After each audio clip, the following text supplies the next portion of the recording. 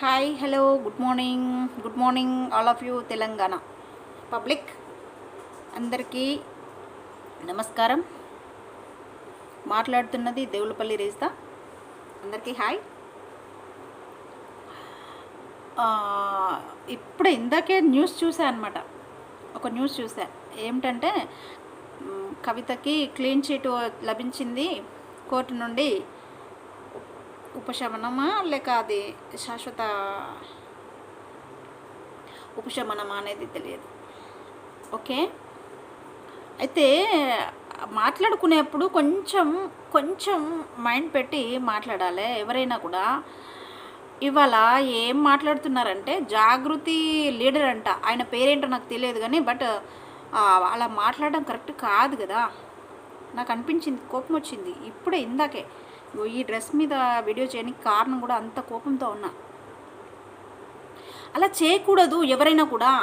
ఏమిటంటే కవిత లిక్కర్ కేసులో జైలుకి వెళ్ళినందుకు కేటీఆర్ గారట ఆనందపడుతున్నారట. కేటీఆర్ గారు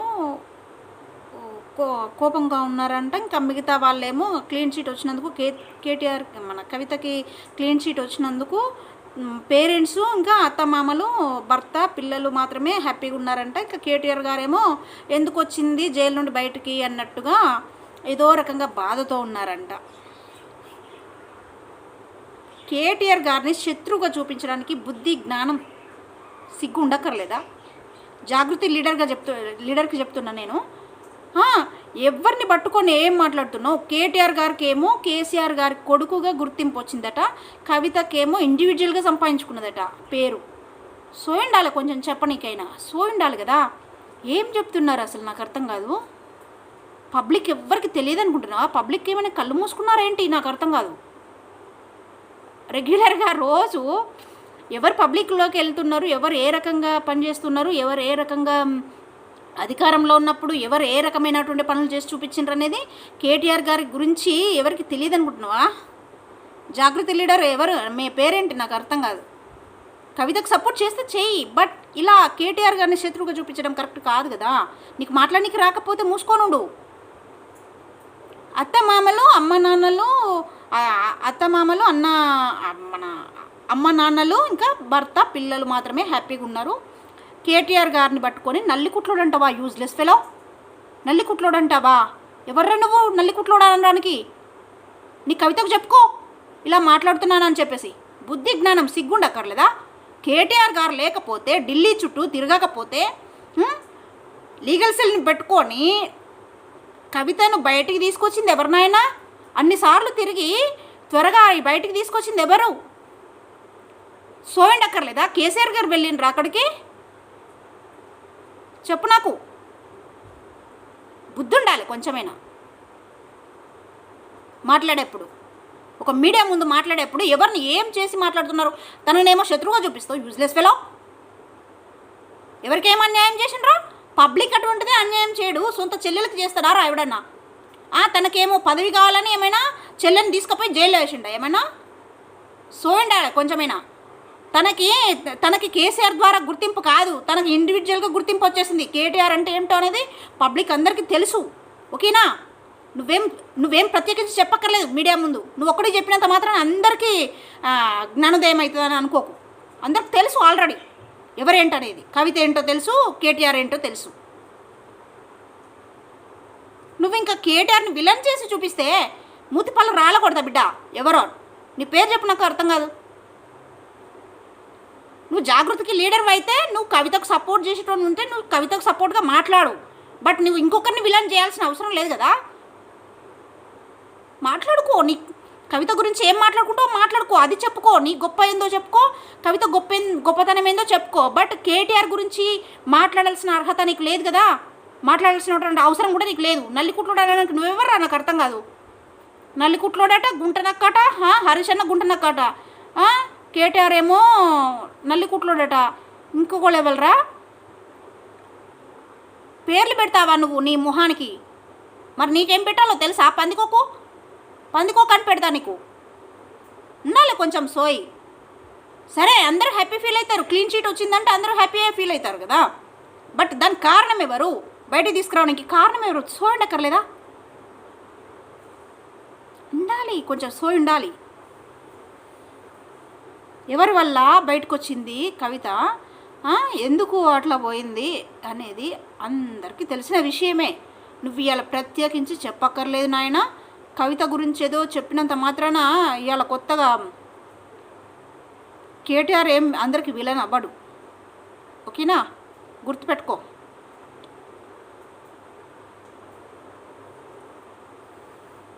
కవితకు ఉండాలి ఇంకా సోయి.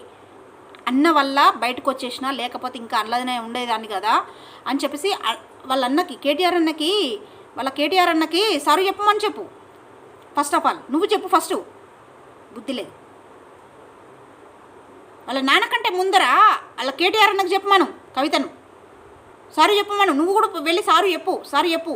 చెప్పినా కూడా తక్కువే చెప్తున్నా. ఏం మాట్లాడుతున్నారు ఇవాళ? తను విలన్ అయిపోయిందా? తను ఫ్యామిలీ కోసం ఎంత ఆరాటపడ్డాడో తెలియదు, చెల్లి కోసం ఎంత ఆరాటపడ్డాడో తెలియదు, నాన్న కోసం ఎంత ఆరాటపడ్డాడో తెలియదు. అవన్నీ మైండ్లో పెట్టుకోరు యూజ్లెస్ ఫెలోస్. ఎప్పుడు చూడు ఆయనను ఎక్కడ పక్కకు దోసేద్దామా అని చూసుడే. ఎవర్రా నువ్వు పక్కకు విలన్గా చేసి మాట్లాడడానికి? నాకు అర్థం కాదు. నువ్వెవడివి?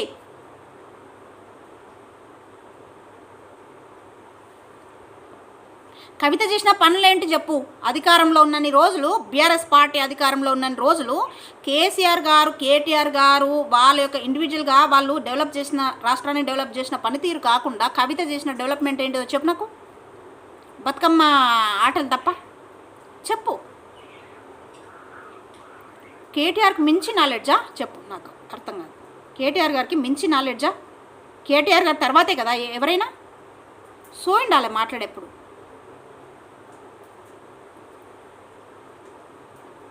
కేసీఆర్ అంతటి జ్ఞానాన్ని పొందినోడు అంతటి అర్హత కలిగినోడు కేటీఆర్ మాత్రమే. కేటీఆర్ తర్వాతే కవిత కేటీఆర్కి మించి జ్ఞానం ఏం లేదు, కేటీఆర్ గారికి మించి అవగాహన ఏం లేదు. తను ఇండివిజువల్గా పబ్లిక్కి ఏం చేసిన దాఖలాలు లేవు. ఇప్పుడు చెప్తున్నా. చేస్తే చేయమను, నాలెడ్జ్ ఉంటే చేయమను, ఏదో ఒక పదవి తీసుకొని చేయని. బట్ ఎవ్వరు వద్దన్నారు. కానీ కేటీఆర్ గారిని విలన్ చేసి మాట్లాడడానికి నువ్వెవరు? కేసీఆర్ గారి కొడుకుగా గుర్తింపు ఉన్నదట తనకి, ఇండివిజువల్గా స్వతహాగా ఎలాంటి గుర్తింపు లేదట. వీడియో కూడా చెప్తుంటు, నాకు అర్థం కాదు. మైండ్ తోపింది ఏంటి నాకు అర్థం కాదు నీకు. ఇంకొకసారి కనుక కేటీఆర్ గురించి తక్కువ చేసి మాట్లాడాలి బిడ్డ, మామూలుగా ఉండదు. నాతో తిట్లు పడతారు. జాగ్రత్త. జాగృతి లీడర్ అయినందుకు నీకు తిట్లు తప్పవు. ఇంకొకటి, నిన్ను లీడర్గా పెట్టుకున్నందుకు కవితకు తప్పదు. ఇప్పుడు చెప్తున్నా. ఇంకొకసారి కనుక కేటీఆర్ గారి గురించి మాట్లాడేప్పుడు ఒళ్ళు దగ్గర పెట్టుకొని మాట్లాడండి, సోయి తెచ్చుకొని మాట్లాడండి. కొంచెం మైండ్ దొబ్బినట్టుగా మాట్లాడకండి, మైండ్ ఉన్నట్టుగా మాట్లాడండి. మైండ్లెస్ ఫెలోస్గా వ్యవహరిస్తే ఎలాగా మీడియా ముందు? ఇంకోసారి కనుక నల్లికుట్లు అంటే నాలుగు కట్ చేస్తా బిడ్డ. జాగృతి లీడర్కి చెప్తున్నా. ఇంకెవ్వరన్నా కూడా కవిత అంటది ఇంటి ఫ్యామిలీ మెంబర్స్ ఫోన్ ట్యాప్ చేస్తాడు ఎవడన్నా. మెంటల్దా మంచిదా నాకు అర్థం కాదు. ఫోన్ ట్యాప్ చేసేటోడు ఎవడో ఒకటి చేస్తూనే ఉంటాడు. ఇన్వెస్టిగేషన్ చేసేటోళ్ళు ఏదైనా అనుమానం వచ్చినప్పుడు కంపల్సరీ ఇంటెలిజెన్స్ చేస్తుంది, ఏదో ఒక నిఘా సంస్థ చేస్తూనే ఉంటుంది. అన్నకు తీట పట్టిందని చేసిండట. ఈమె బుద్ధి ఉన్నదా కొంచెమైనా? ఫోన్ ట్యాప్ చేసిండు మా అన్నని బిలాంగ్ చేస్తూ మైండ్లెస్ ఫెలోస్ తయారైనరు. సోయి తెచ్చుకొని మెలగండి. ఇప్పటికైనా సోయి తెచ్చుకొని మెలగండి.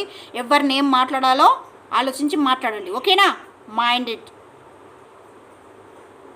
జాగృతి టీంకి చెప్తున్నా. ఇంకొకసారి కనుక కేటీఆర్ గారి గురించి మాట్లాడే అర్హత మీకు లేదు చెప్తున్నా. మీడియా ముందరకు వచ్చి ఎక్కువ తక్కువ మాట్లాడితే ముతుపల్లి రాళ్ళు కొడతా బిడ్డ. నకరాలు చేస్తున్నారు. ఏమనుకుంటున్నావు?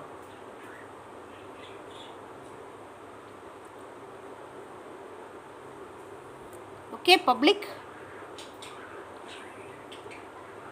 ఒక ఫ్యామిలీలో ఎవరిని ఎట్లా వేరు చేసి మాట్లాడుతున్నారంటే ఎవరి గొప్పతనం వాళ్ళు నిరూపించుకోవడానికి ట్రై చేస్తున్నట్టుగా అనిపిస్తుంది. అది తప్పు కదా.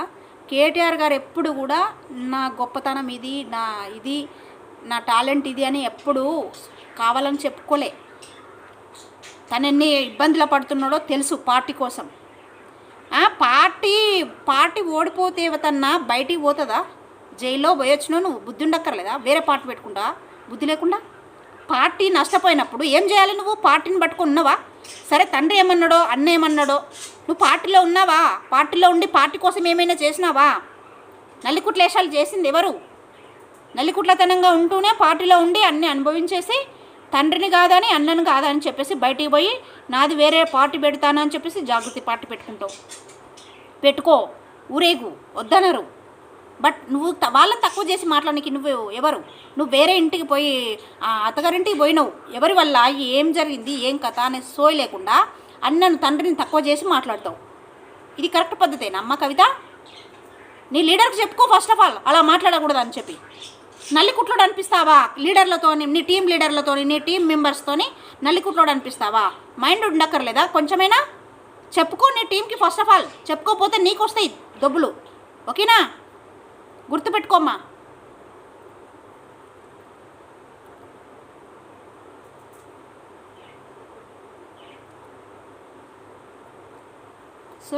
సోయి తప్పి మాట్లాడితే మండుద్ది, ఇలాగే మండుతుంది, కోపం వస్తుంది.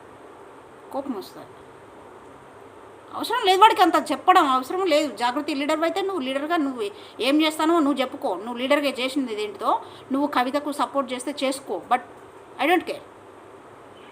కేటీఆర్ని తక్కువ చేసి మాట్లాడడానికి నువ్వెవర్రా? ఎవరికి తెలియదా? పబ్లిక్కి తెలియదా?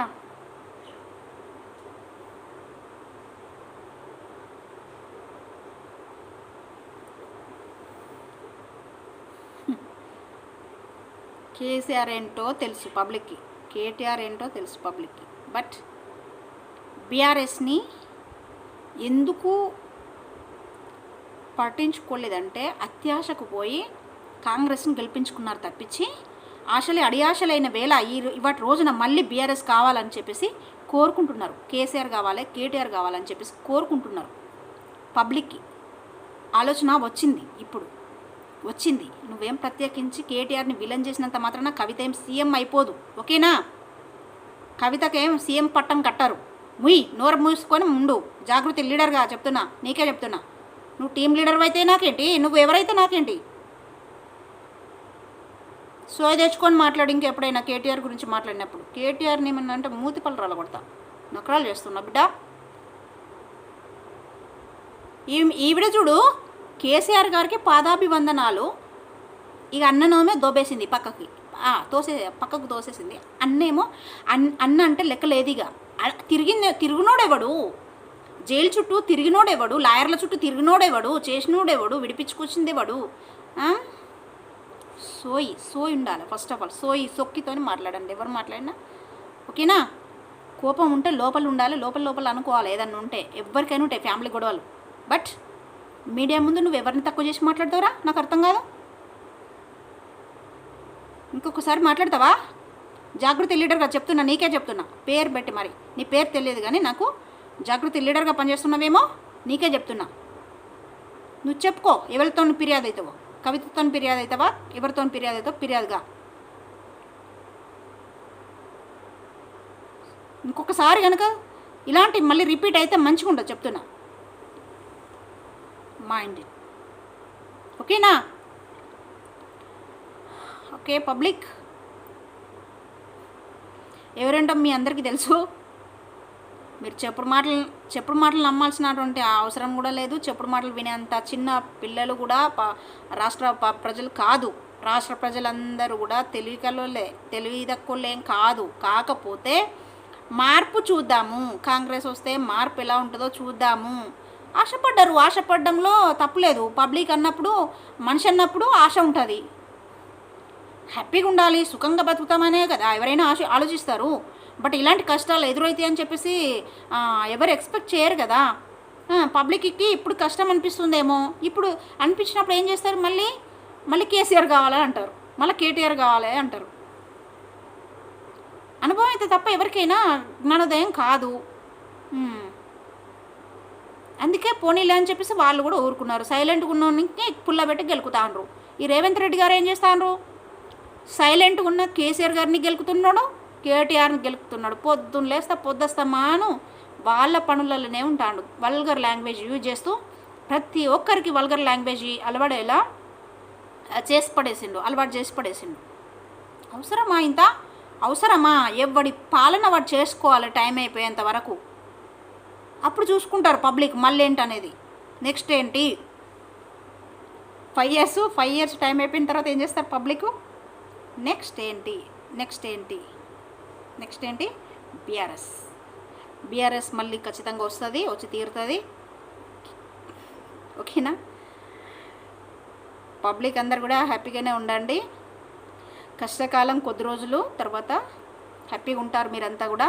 కేసీఆర్ గారిని తెచ్చుకుంటే, బీఆర్ఎస్ పార్టీని తెచ్చుకుంటే తప్ప మీకు మళ్ళీ హ్యాపీనెస్ దొరకదని నేను అంటున్నా. మీరందరూ ఏం ఆలోచించుకుంటారో ఆలోచించుకోండి, ఇక మీ ఇష్టం. ఓకేనా? 1-2కి ఉచిత పథకాలని చెప్పేసి హ్యాపీ ఫీల్ అవ్వద్దు. 1,00,000 ఉన్నాయి.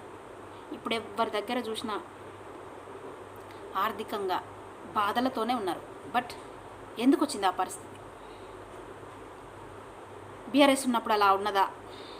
ఇప్పుడు ఎందుకు అలా వచ్చింది? అలాంటి సందర్భం ఎందుకు వచ్చింది అనేది బాగా ఆలోచించండి పబ్లిక్ అందరూ కూడా. ఓకేనా? ఆలోచించండి. నెక్స్ట్ టైము ఎవరిని తెచ్చుకోవాలో వారిని తెచ్చేసుకోండి. మీకు ఆల్రెడీ మైండ్లో ఉన్నది చెప్పక్కర్లేదు. స్పెషల్గా అందరికీ జ్ఞానోదయం అయిందనే అనుకుంటున్నా. ఓకే, అందరికీ అవగాహన కలిగినందుకు థ్యాంక్ యూ.